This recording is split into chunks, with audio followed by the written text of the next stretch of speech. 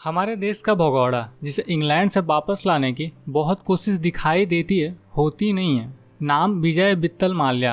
18 दिसंबर 1955 को बंतवाल मैंगलोर कर्नाटका में पैदा हुआ। पिता का नाम वित्तल माल्या, मां का नाम ललित रमैया। विजय माल्या का character British businessman virgin group के संस्थापक रिचर्ड ब्रैंसन से काफी मिलता जुलता है। एक वक्त ऐसा था कि 2008 में दुनिया के 1000 सबसे अमीर लोगों में 72,000 करोड़ रुपए की संपत्ति के साथ शामिल था। और एक वक्त ऐसा आया कि वो खुद को कंगाल घोषित करके भारत से भाग गया। आज इसी के बारे में बात करेंगे कि कहां से ये शुरुआत किया और कब कैसे क्या किया। तो चलिए शुरू करते हैं।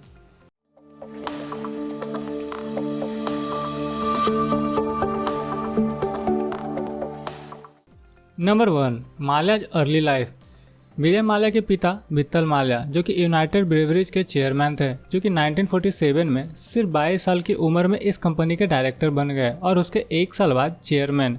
ये एक बियर बनाने की कंपनी थी जो कि आज़ादी से पहले ब्रिटिश के लिए बियर बनाती थी। विजय माल्या ने ला मेरिटिनियर स्कूल कलकत्ता से अपनी पढ़ाई पूरी की और ग्रेजुएशन बैचलर ऑफ कॉमर्स में सेंट जेवियर्स कॉलेज कलकत्ता से 1976 में पूरी की।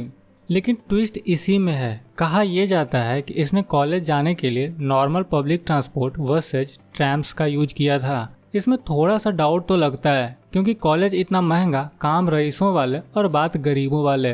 खैर जो भी हो, कहा तो ये भी जाता है कि इसने कॉलेज टाइम में अपने पिता की कंपनी में इंटर्न रह चुका है। लेकिन ये पब्लिक स्टंट भी हो सकता है। हमने पहले भी देखा है बहुत लोगों को इस तरह से बातें करते हैं। मैं इस पर आगे कभी डिटेल्स में बात करूंगा कि कैसे सिंपैथी लेने के लिए पब्लिक स्टंट किए जाते हैं। और रही बात इंटर्न की, तो अपनी कंपनी में इंटर्न पर काम कैसे होता है ये बताने की जरूरत नहीं है। फिर इसने ग्रेजुएशन पूरा होने के बाद जर्मनी की एक फार्मास्यूटिकल कंपनी मोएस्ट एजी के अमेरिकन ब्रांच में इंटर्नशिप पर काम किया था, जो कि यूनाइटेड ब्रेवरीज के एक पार्टनरशिप पे था।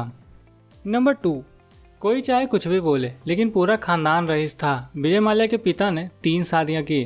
पहली पत्नी का नाम ललिता रमैया जिससे विजय माल्या पैदा हुआ। दूसरी का मुझे कहीं नाम नहीं मिला, लेकिन वह एक डाइवोर्सी थी और उसके पहले से 2 बेटी थी। और तीसरी पत्नी का नाम कैलाश आडवाणी, जो शादी के बाद नाम बदलकर रितु माल्या कर ली। अब विजय माल्या की बात करते हैं तो इसने 1986 में एयर इंडिया के एक एयर होस्टेस समीरा तैयब से शादी की, जिससे सिद्धार्थ माल्या पैदा हुआ।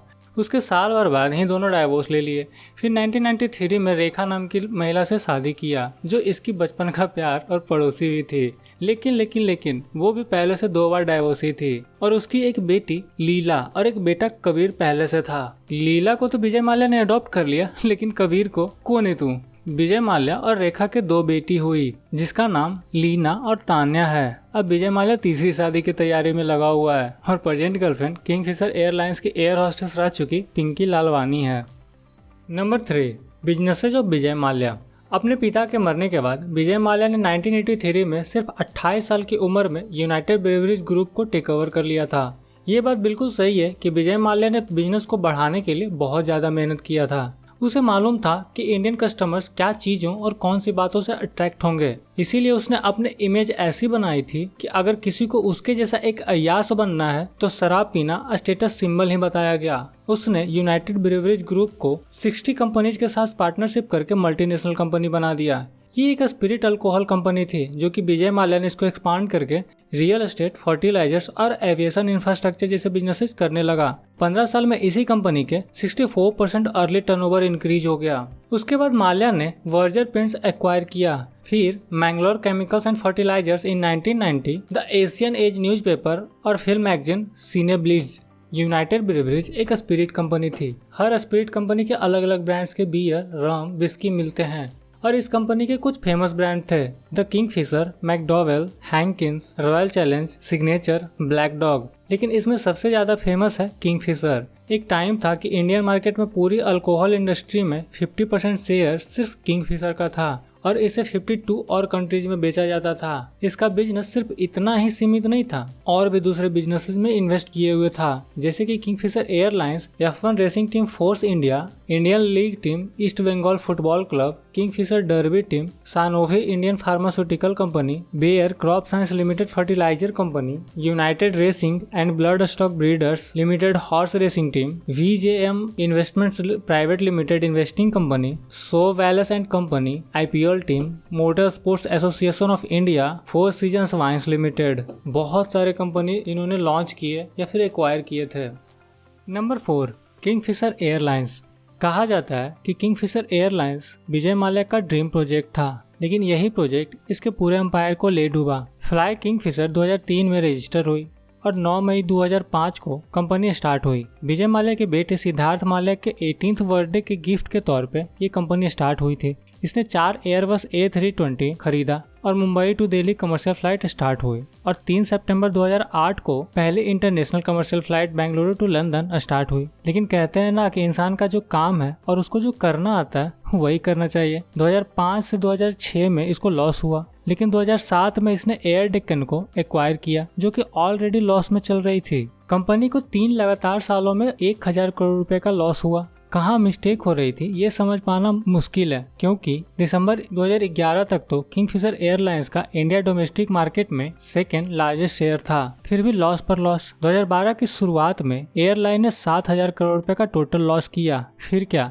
स्टाफ स्ट्राइक पे चले गए और एक टाइम शेयर परसेंट में सेकंड पे रहने वाली लास्ट पोजीशन पे चली गई। 20 अक्टूबर 2012 को किंगफिशर का लाइसेंस रद्द हुआ। जुलाई 2014 में किंगफिशर एयरलाइंस ने खुद को कंगाल घोषित कर दिया। कोई स्टाफ को सैलरी नहीं और खुद पे 4000 करोड़ के लोन होने की बात बोल दी।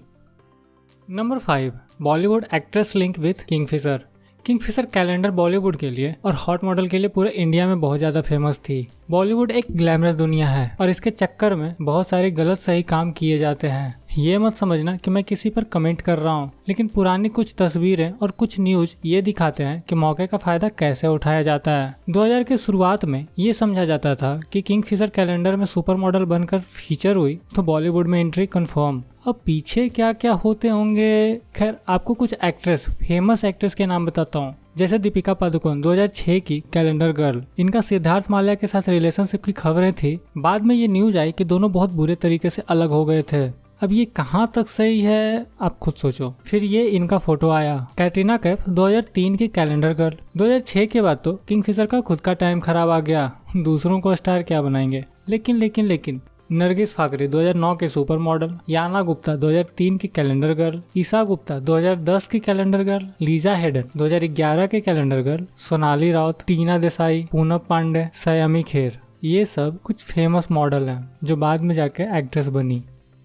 Number 6, political career and support of Vijay Mallya. हाँ, ये बिल्कुल सही है कि जहाँ पर स्कैम होगा ना वहाँ पॉलिटिक्स की मौजूदगी जरूर होगी। बिना पॉलिटिकल सपोर्ट के तो कोई बंदा अपने घर में स्कैम नहीं कर सकता। नहीं सुने हो सास बहू की लड़ाई, बेटा किसको ज्यादा भाव देगा, अपनी माँ को या अपनी बीवी को। बहू अपने मायके की सपोर्ट लेगी, सास अपनी बेटी की। हर इंडियन सीरियल में तो ऐसा ही होता है ना। तो ट्रैक से ना हटते हुए माल्या पहले अखिल भारत जनता दल का सदस्य था, फिर जनता दल सेकुलर और कांग्रेस पार्टी के सपोर्ट से 2002 में कर्नाटक की तरफ से राज्यसभा का निर्दलीय सदस्य बना। यहीं से स्कैम होना शुरू हुआ। बैंक से मनमाना लोन उठाने लगा और कोई टोकने वाला नहीं। पॉलिटिकल सपोर्ट बाबू भैया।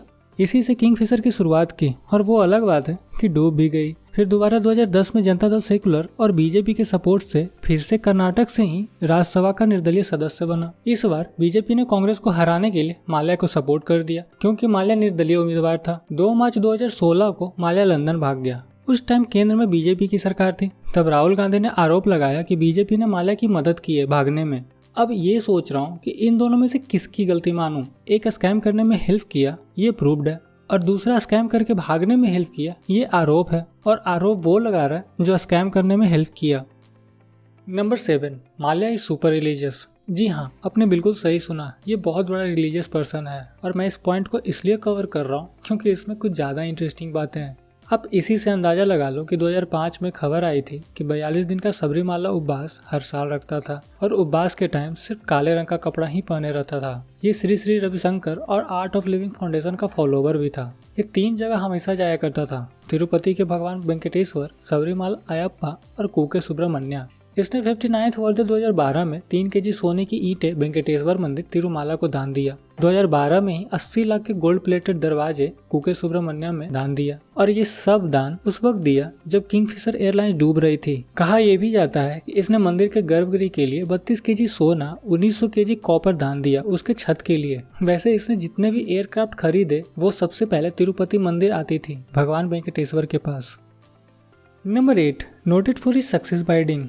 न्यूज थी कि विजय माल्या को एंटीक चीजें खरीदने का बहुत शौक था। उसने 2009 में एक ऑक्शन में महात्मा गांधी का राउंडेड फ्रेम चश्मा, पॉकेट वॉच, प्लेट और भी बहुत कुछ पूरा 9 करोड़ 30 लाख में खरीदा था। वहीं 2004 में उसने अप्रॉक्स 1.5 करोड़ में टीपू सुल्तान की वो फेमस तलवार खरीदा था। और ये दोनों टाइम विजय माल्या ने बोला था कि मैं कंट्री के लिए खरीद रहा हूँ और मैं इस देश की चीजें वापस लेके आ रहा हूँ। लेकिन इंडिया में प्रॉब्लम ये है कि लोग भरोसा भी कर लेते हैं या फिर सीधा बोलेंगे कि मुझे क्या मतलब है। ये सिंपली पब्लिक स्टंट था, सिंपैथी लेने के लिए। 2004 में किंगफिशर स्टार्ट होने वाली थी और 2009 में डूब रही थी और ये दोनों टाइम यही बोला गया। वैसे टीपू सुल्तान की तलवार तो 2016 में उसकी फैमिली ने लौटा दी थी सुप्रीम कोर्ट को ये बोलकर कि ये पनौती है, जब से ये आया है सब कुछ चला गया है। नंबर 9, कब और क्यों। 2005 में माल्या ने किंगफिशर एयरलाइंस शुरू की और शुरुआत से ही नुकसान बड़े होते गए और माल्या ने इसे 2009 तक खींचा। लेकिन सबको मालूम था कि ये खुद के पैसे से तो नहीं खींच रहा, ये बैंक से लोन लेता गया और बैंक आराम से बिना सिक्योरिटी के लोन देती भी गई। अगर सिक्योरिटी होता तो अब तक लोन रिकवर हो चुका होता, लेकिन रूल्स आम आदमी के लिए होते हैं ना। लोन मिलने में पॉलिटिकल इंटरफेयर हो या ना हो, लेकिन धांधली तो हुआ। करीब 17 बैंक से 7,000 करोड़ का लोन लिया इसने और इंटरेस्ट मिलाकर 9,000 करोड़ होता है। इसके चलते 2 मार्च 2016 को वो लंदन भाग गया। राहुल गांधी की तरफ से ये बोला गया था कि माल्या भागने से पहले संसद भवन में उस वक्त के फाइनेंस मिनिस्टर स्वर्गीय अरुण जेटली जी से मिला था। लेकिन बीजेपी का कहना था कि 1 मार्च को अरुण जेटली सांसद गए ही नहीं थे। ये तो हुई पॉलिटिकल बातें, सारे एक दूसरे पर आरोप डालेंगे, लेकिन ये सब में असली टॉपिक छुप जाता है। अगर कांग्रेस अपने टाइम में स्ट्रिक्ट होती और बैंक ऑफिसर अच्छे होते तो ये सब होता ही नहीं। सारे अपने फायदे में रहते हैं और माल्या का भागना बीजेपी की नहीं सीबीआई की गलती थी। लेकिन हाँ, वो अलग बात है कि आजकल सीबीआई को बीजेपी का ऑफिसर ही कहा जाता है। सीबीआई का लुकआउट सर्कुलर में बदलाव करना एरर ऑफ जजमेंट था। पहले सर्कुलर में कहा गया था कि एयरपोर्ट पर दिखने पर अरेस्ट किया जाए, इसे चेंज करके नजर आने पर इन्फॉर्म किया जाए बोला गया। आगे आप लोग समझदार हो ही कि अचानक से ऐसा क्यों किया गया।